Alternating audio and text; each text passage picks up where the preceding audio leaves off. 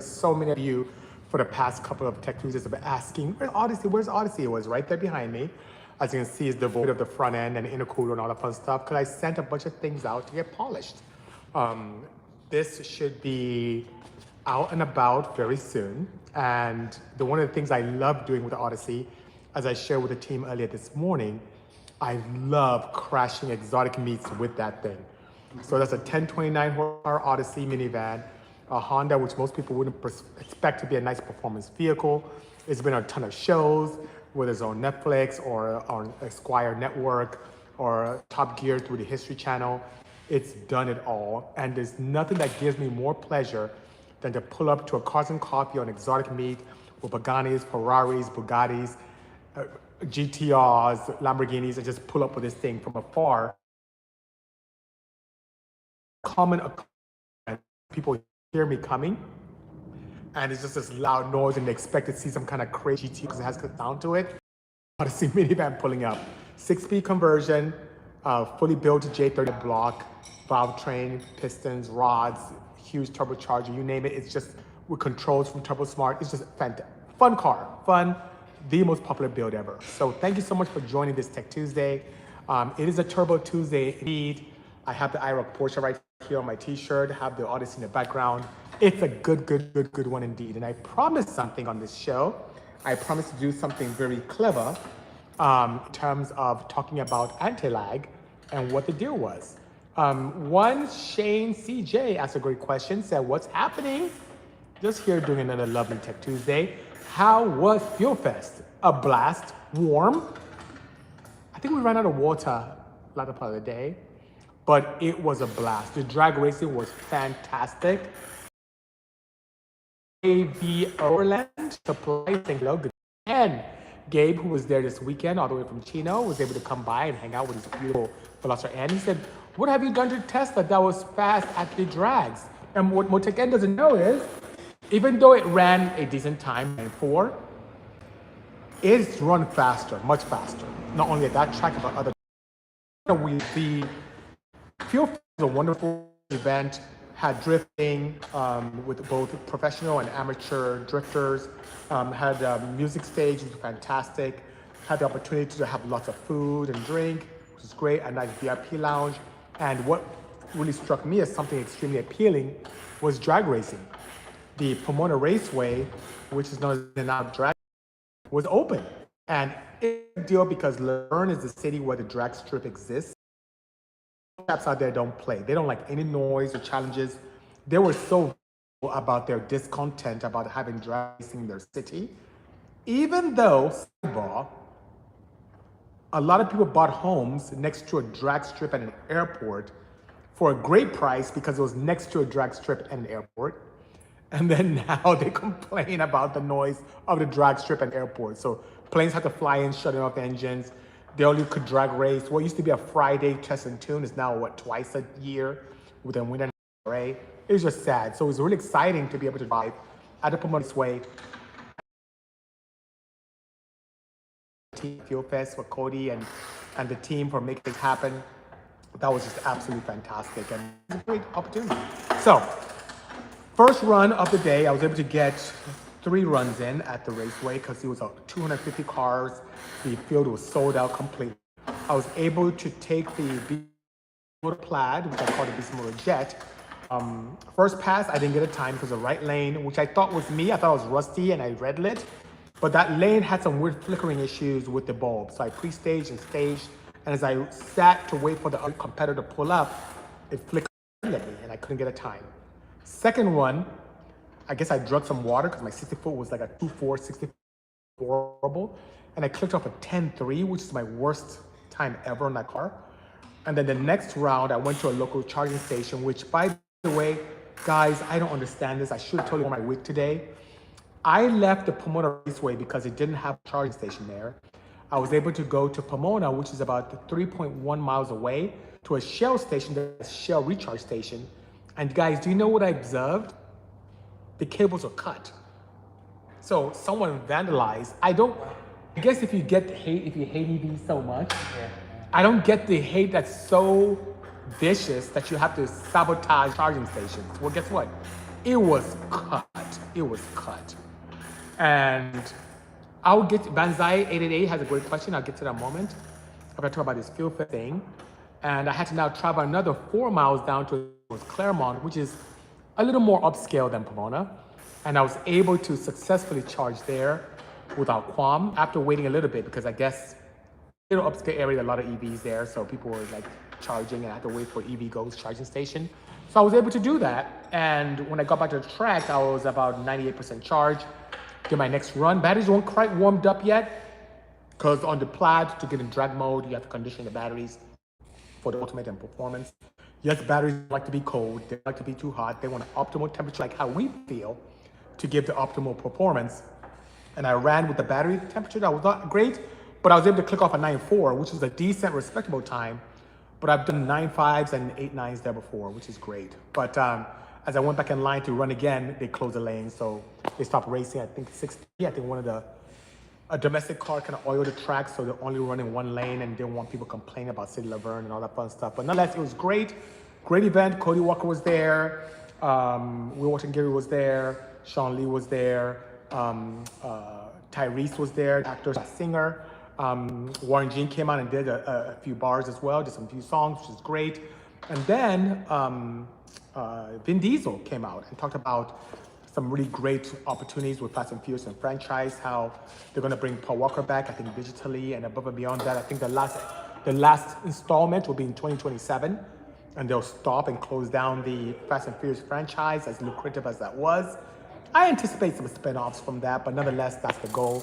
And that's what's going on. So it was a great event. Started at 1 p.m., went over to almost 10 p.m. It was a great time. I had Jonathan here, the team, drive back the Plaid to the house, and I drove the Moby back.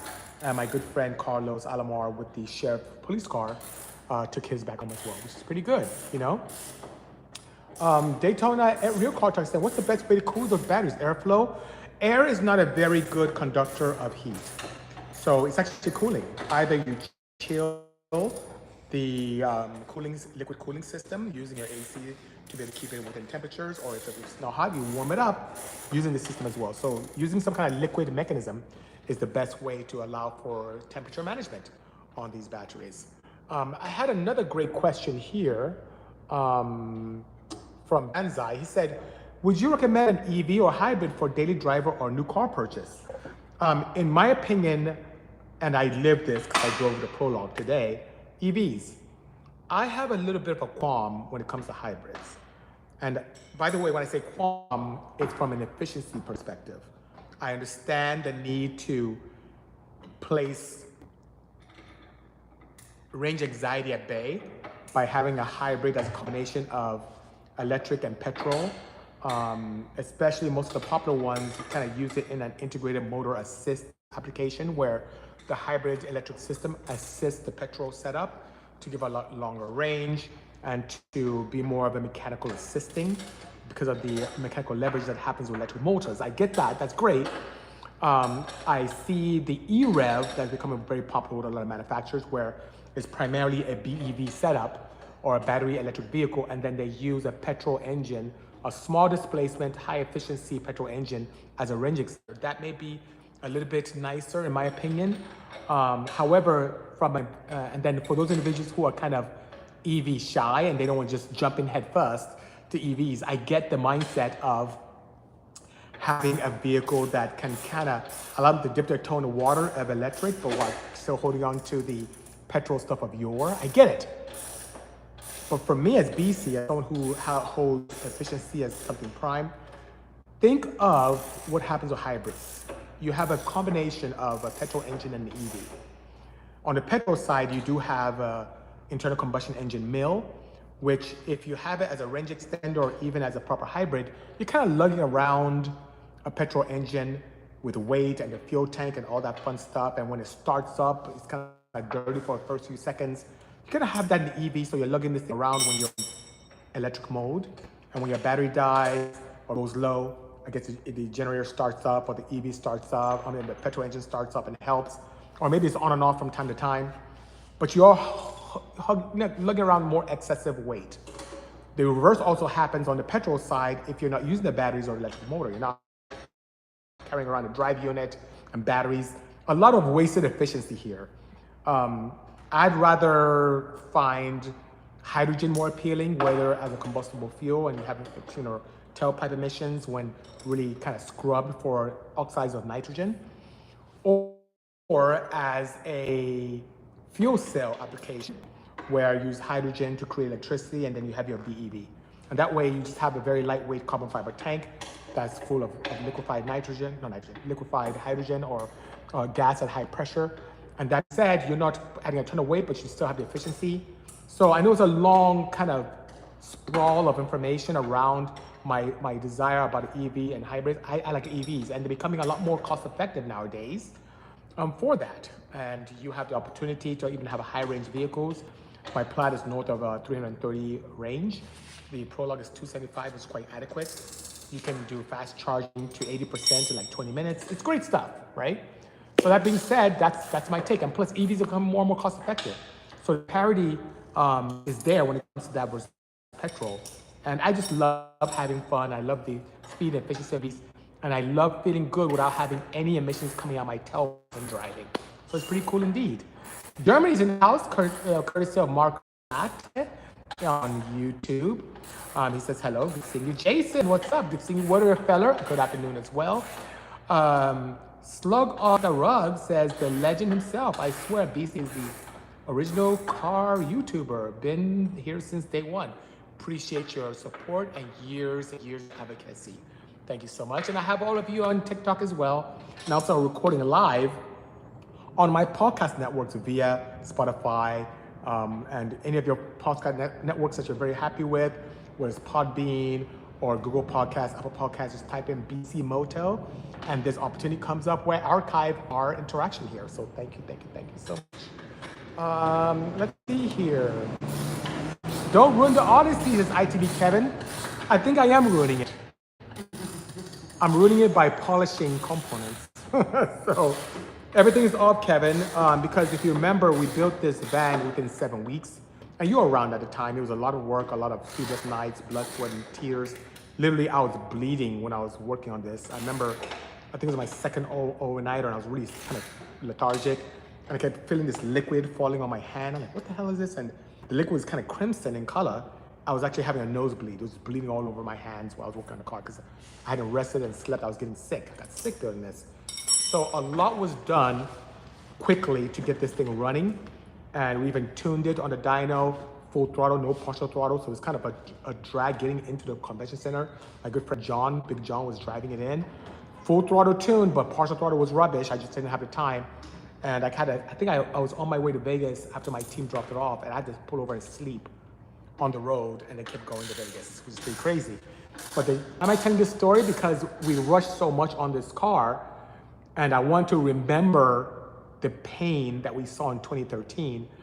A lot of the fabrication stuff, nothing was polished. It was just welded up and put together. And then Jonathan had made some adjustments to it with the heat exchanger system, and we put an upgraded turbo on it from Garrett. And that being said, we had to do some stuff. I just kind of want to leave it raw. But now I'm like, wait a minute. I do tend to go to a lot of meets now. So I took everything off to have them polished and ceramic coated. So that's what we have going on, Kevin. No ring whatsoever. If anything, enhancing. Unless making it pretty means I'm ruining it. Sharky TV, we are doing good. Thank you so much. Best Porsche builds in the States, Marcos Classe. Appreciate the kind words. You are so kind. Corvo says, get your ass to Oakland at some point. Just move there. Wish I had more garage space though. Oh, wait. You just moved there to Oakland? You're getting closer. Before you know it, you'll be in San Luis Obispo, and then you'll be in Ventura, then you'll be in LA. Anyway, Corvo is a fellow engineer and someone who I admire very much. Has a build he has going on with a beautiful Corvette, a huge technophile as well, and loves everything fast, whether it's petrol or EV, but it's really more just EV nowadays. Appreciate your presence, Corvo. Thank you so much for joining this Bisimoto Tech Tuesday. Our Tech Moto. Good afternoon. Thank you so much for joining as well. Appreciate your presence. What's the best oil I can use for my B20 on VTEC? Full bolt-ons and tuned. Youngster, you know me. Pure Oil is my oil of choice. They are offering an amazing summer sponsorship. Hit them up here on Instagram, pureoil_USA.com. that is the oil to use. Not only does it have 1,775 parts per million of zinc to protect your assembly, especially your valve train, even though being non-VTEC, it does a great job in being able to have a significant lubricity compared to other boutique oils. Hence, you see more power. We had a customer call in this morning from Drift Motion. He's one of our distributors, and he's like, yeah, his customers love it. One guy in particular gained 6 wheel horsepower versus another high-end oil, and just loves it and wants to use it. So in-house here, I do have 2050, I do have some break-in oil, and I do have some 020. But yeah, by all means, that is my lubricant of choice. Okay, let's see here.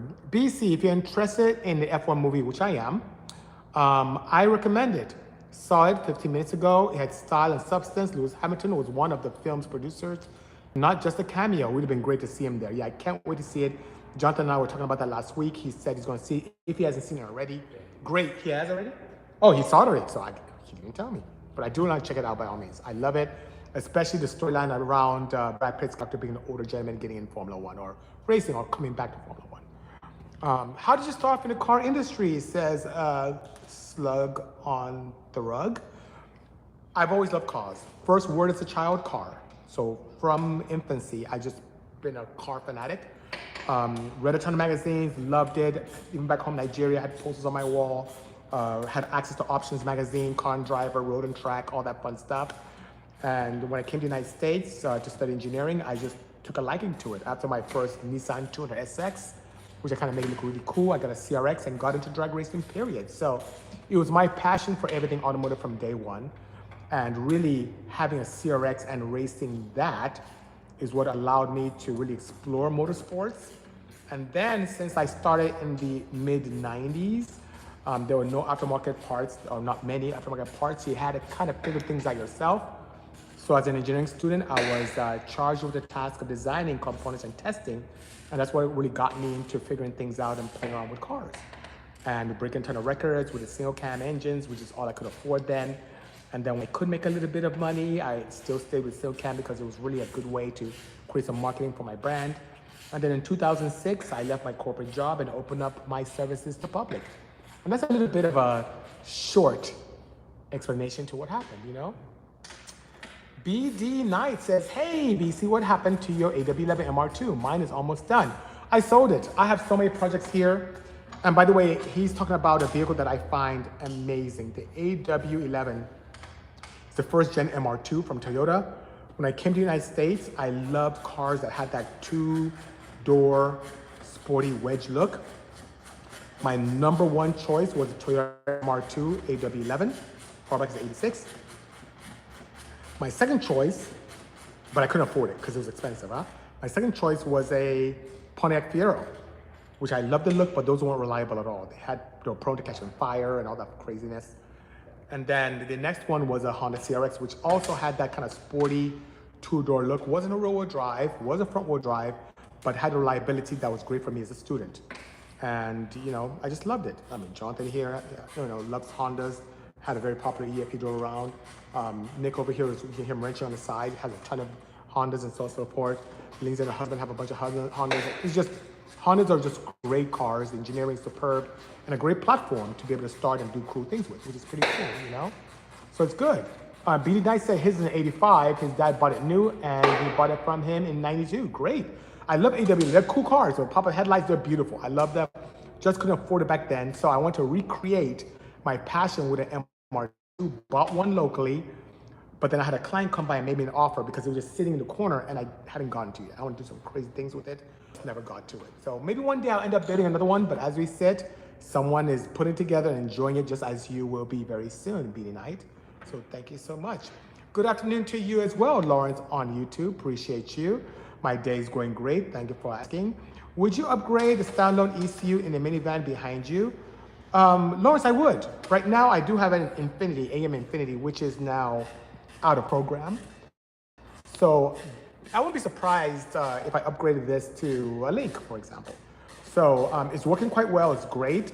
And everything looks factory, it has air conditioning, power steering, shifter in the factory location, very close to the steering wheel. So it's very, very natural. Has a 6-speed gearbox with straight cut gears, full turbocharged application, has a large GTX turbo from it. It's just a great setup, you know? So yeah, I would not have any challenge upgrading that at all.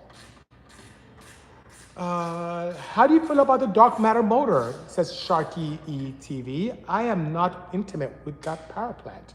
Share some details, and I'd love to get a read up on it and provide you insights accordingly. Good info. Thanks, BZ. Says Banzai888. My pleasure indeed.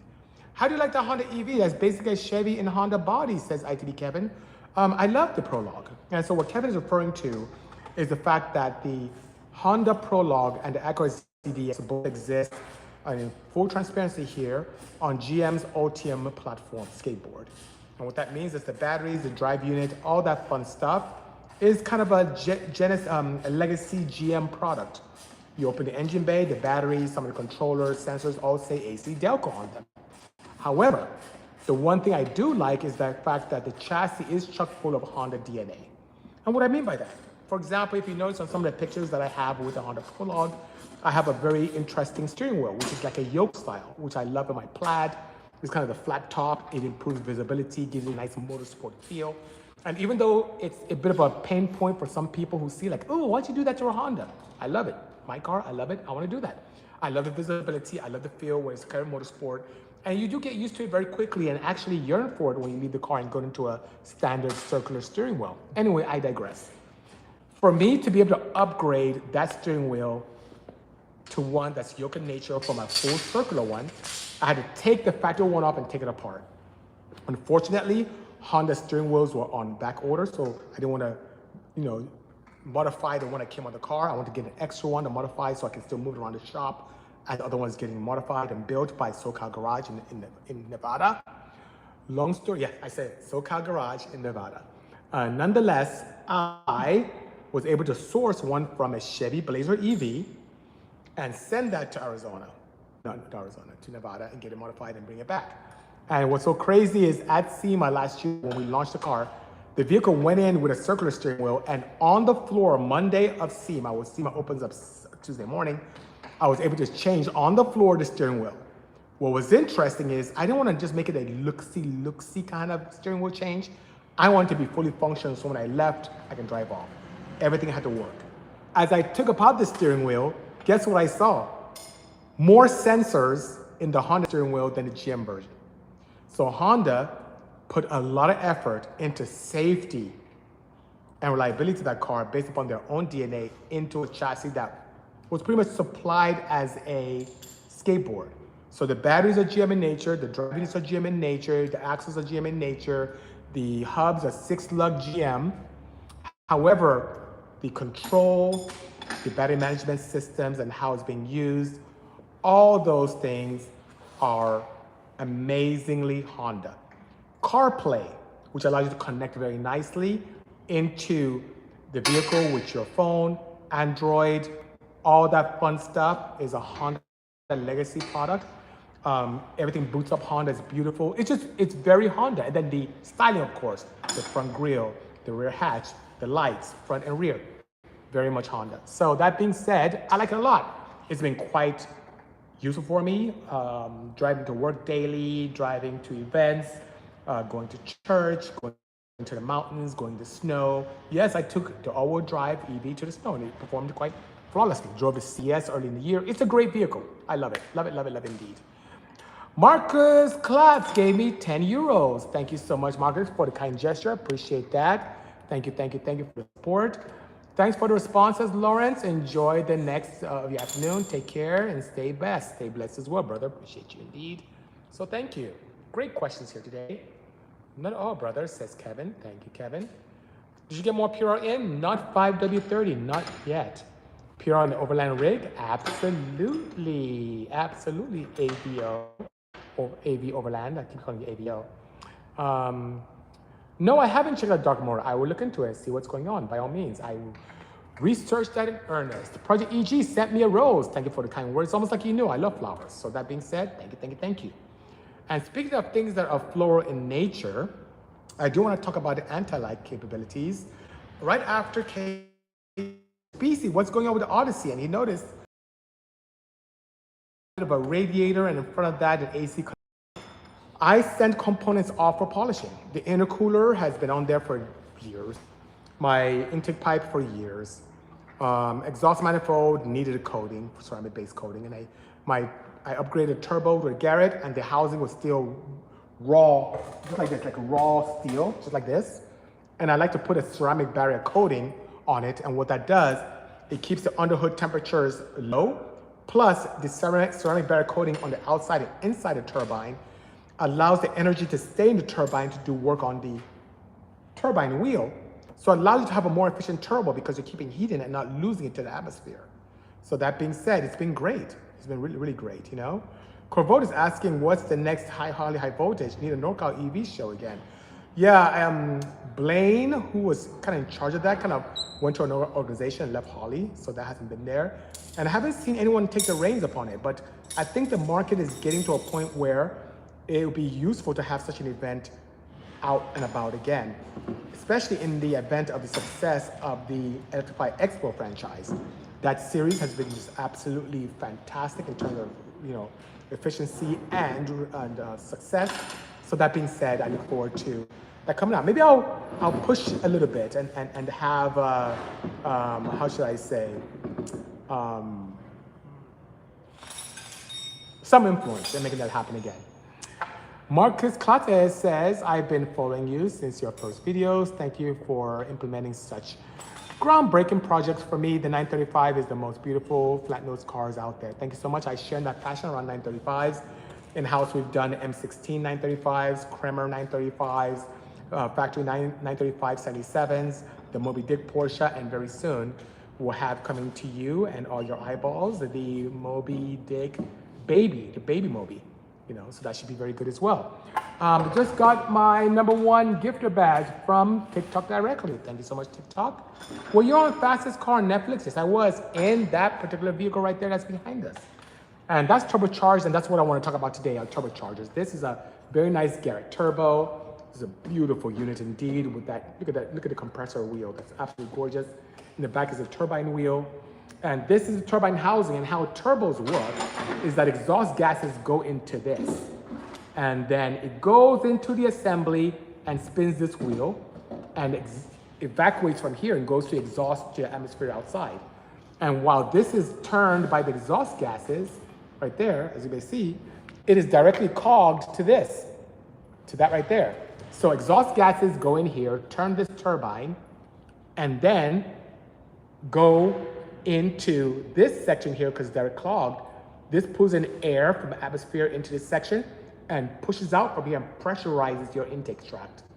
The key to making power in a combustion engine is to get as much air as possible efficiently into the combustion chamber and then applying appropriate amount of fuel to make things happen.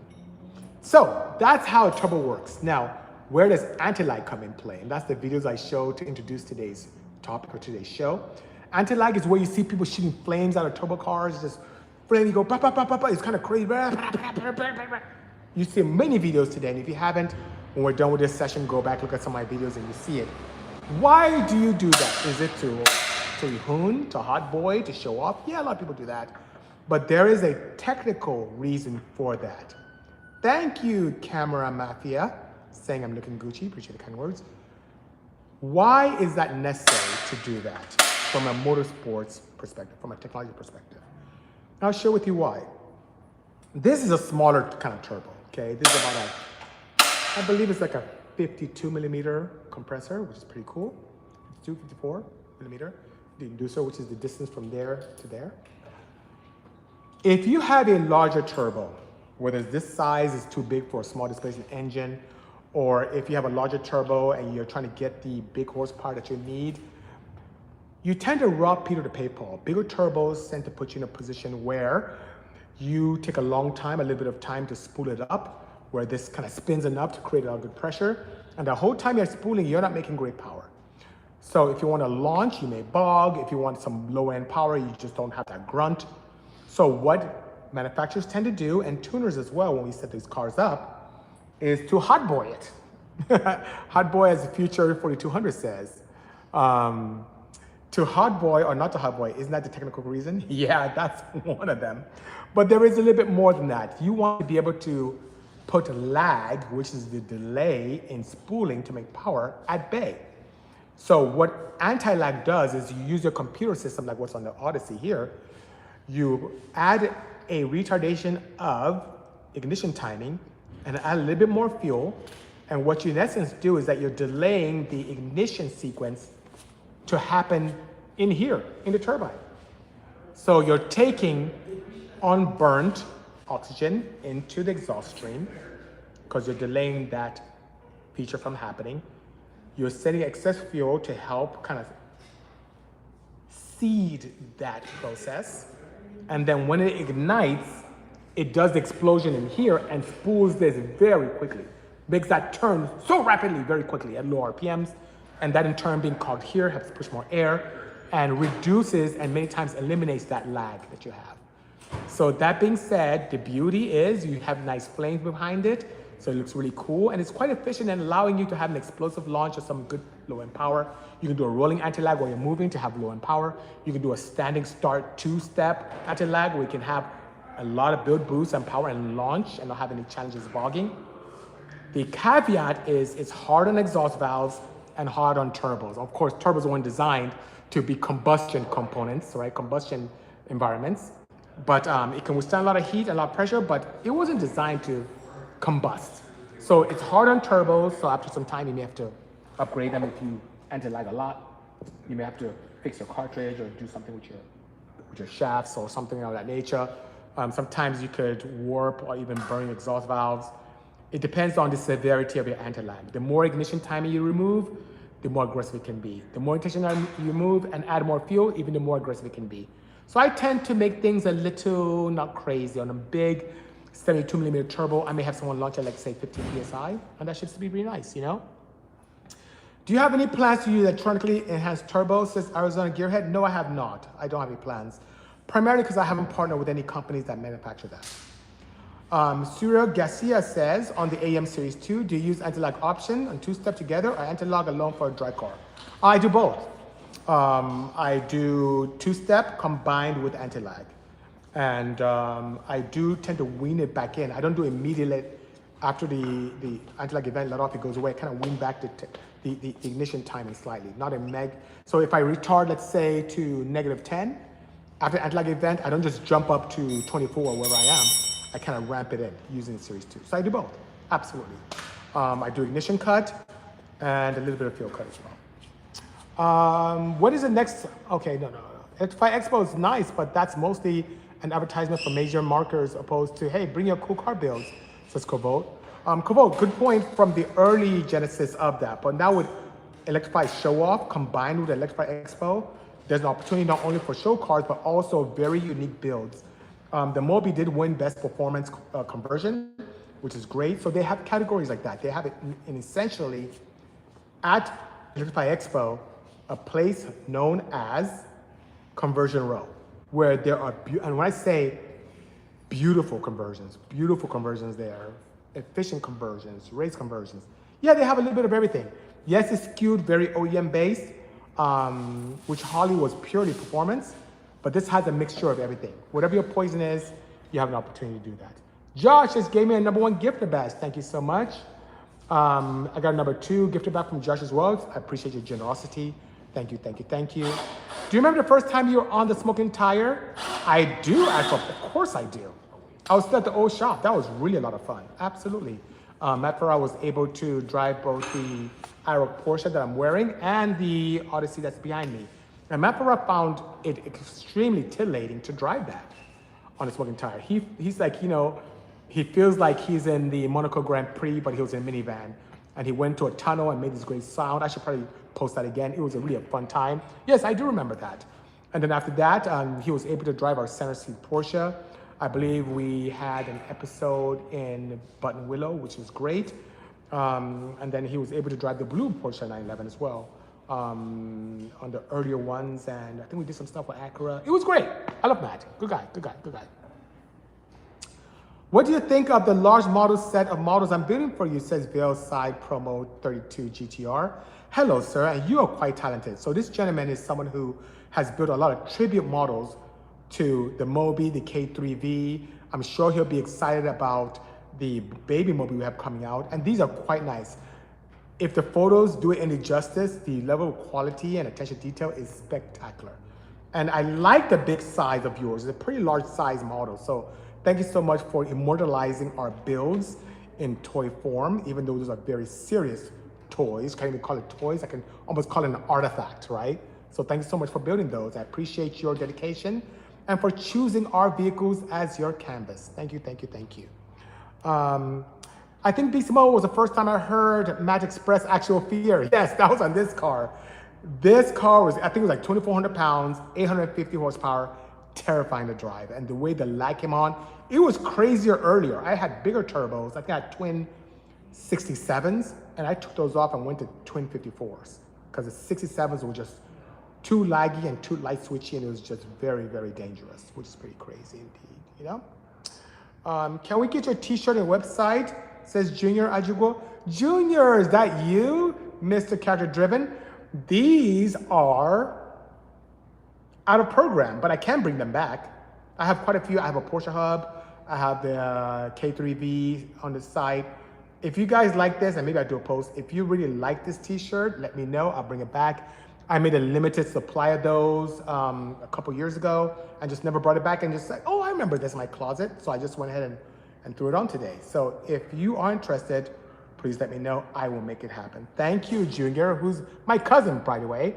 Love him deeply and hope the family is doing well. Hope Auntie is doing great too. Patron Saint of Force Induction says Asphalt Apostle. Thank you so much. Love that, love that, love that. Thank you, thank you, thank you. So guys, it's been a slice of heaven. I appreciate all of you interacting with me and listening to my wonderful stories about this weekend's FuelFest, about Antilag and how it works and all that fun stuff. I appreciate the questions that you had around technology, and the best is yet to come. We are working away with client cars and building stuff towards SEMA. And I can tell you one thing, the 3 cars we have in our arsenal for SEMA are gonna be just game changers. I can't wait to share with you guys what we have coming out. It's a little bit of a secret, but if you pay attention to my YouTube channel, you'll see little hints coming here and there. But if you haven't planned to go to SEMA this year, try and make it out this year. It's gonna be absolutely spectacular, especially from what Bisimoto has to offer. And don't be surprised that that 3 may multiply into 6, because the OEMs usually reach out to us closer to SEMA. Maybe the team will be mad at me because we're doing some really cool, crazy stuff. But nonetheless, I appreciate each and every one of you and for you really joining me on this journey around education and providing insight around builds and the future of motorsports and mobility. There's so much great things going on there, whether it's hybrids, petrol cars, EVs, whether you're using gasoline as a fuel, or whether it's synthetic or organic, or even if you're exploring exotic fuels and those that are renewable in nature. The key thing is to have fun. Embrace all, keep an open mind, and have a blast. Anyway, guys, have a great evening. Hope all is well. Take care, and see you next week. Cheers. Bye-bye.